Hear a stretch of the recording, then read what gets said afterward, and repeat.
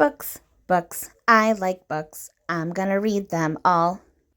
Hi readers, Chris here. Welcome to my channel where I review fantasy, Stephen King, all sorts of books, and today I'm going to be talking about my 51st Stephen King book, Lisey's Story. Yes, that's right, 51. I have been on a journey to read all of Stephen King's books by publication date. So I started all the way back with Carrie, that was published in 79 or 80, I forget, and now I'm up to Lisey's Story. Before I jump into this, if you are watching this video before Sunday, December 18th, there is still a chance to enter my giveaway. So go check out the community post in my channel or the last video I posted. I am doing a 500 subscriber giveaway, so there is still time to enter that. All right, I'm going to try to keep this one relatively short today because as chunky as this book is, I actually feel like I don't have much to say about it.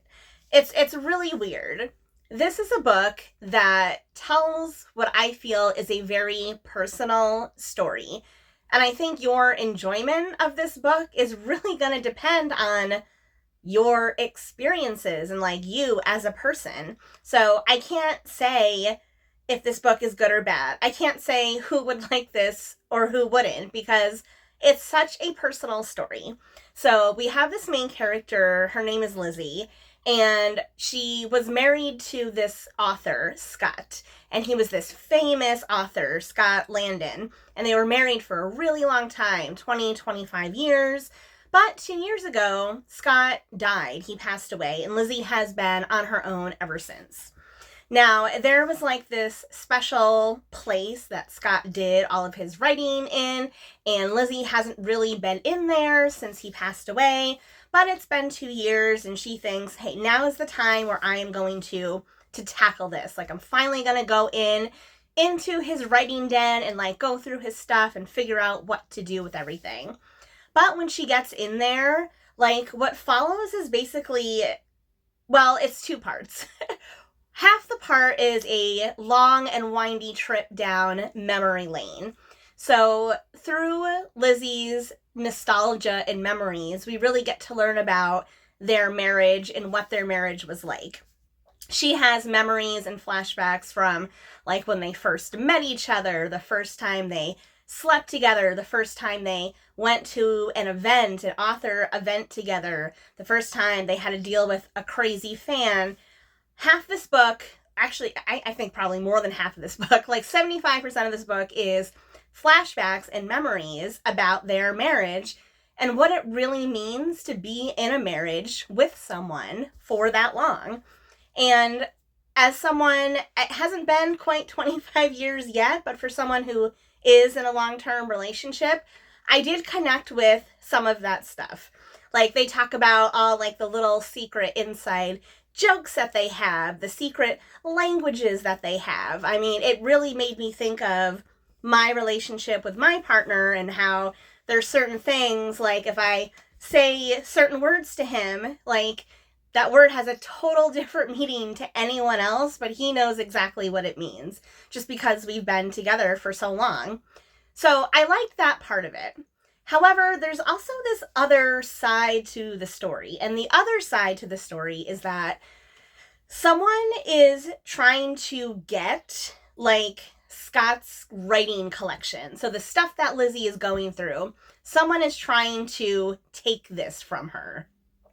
And that's where the story like kind of loses me a little bit because it starts to get really, really weird. It starts to dip into the supernatural, as King likes to do, and I have learned through reading all of his books that I don't like when his books do that. I really don't. I like it when his books are either 100% supernatural or 100% like grounded in reality. I don't like those books that are like 75% grounded in reality, and then all of a sudden they take this weird supernatural turn. Like it happened in Rose Matter. I didn't like it there. I didn't like it in this one. I know there's other ones. That's just the one I thought of most recently. But so if you're the type of person that doesn't mind like a weird supernatural turn, you might like this one. If you're someone that doesn't like that, like me, you may not like this one. Again, the writing style goes very much back and forth, back and forth, back and forth. So that's another thing. If you don't like constant back and forth between flashbacks and present day, you might get frustrated with this book.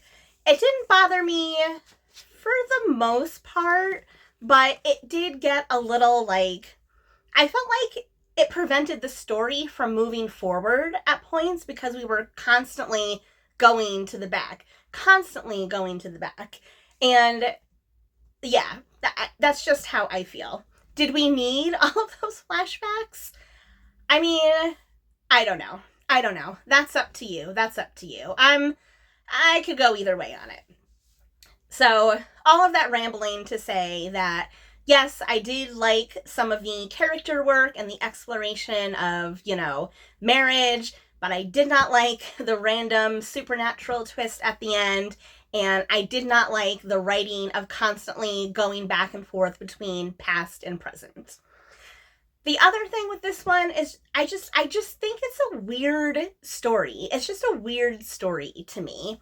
And I don't know, maybe because the book dives so deeply into Scott's writing process. Like, Lisey kind of starts to uncover, like, what it really meant that Scott was a writer and how he did his writing and when he did his writing and why he did his writing. And I'm not a writer, I'm not an author, I'm just a reader. So maybe someone that is an author that does like to write, maybe you might connect with some of that stuff. I did not. That's the type of thing where I mean that it's like, it's a really personal story and you're either gonna like really connect with it or you're not. And unfortunately, I do not connect with this book. Yes, there are still some things I liked about it, but overall, I just couldn't connect with it like overall, and it's definitely not one of my favorites. I don't think it's like my worst. It's not my least favorite.